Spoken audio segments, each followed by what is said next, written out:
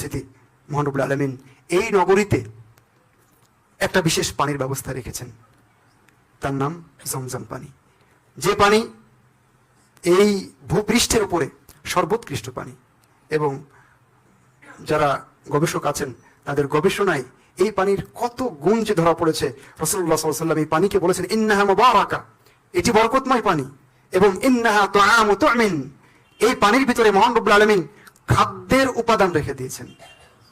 সাধারণ পানি তো পানি, কিন্তু ওর ভিতরে খাদ্যের উপাদান নাও থাকতে পারে, কিন্তু জমজম পানি তার ভিতরে খাদ্যের উপাদান আছে। সে কারণে যদি একজন মানুষ কোনো কিছু না খায়, শুধু জমজমের পানি পান করে, তাও অনেক দিন বেঁচে থাকতে পারে। সুবহানাল্লাহ। রাসূলুল্লাহ সাল্লাল্লাহু আলাইহি ওয়াসাল্লাম বলেছেন ও শিফা ও সুকমিন, এই পানির ভিতরে আরোগ্য লাভের উপাদানও মহান রব্বুল আলামিন রেখে দিয়েছেন।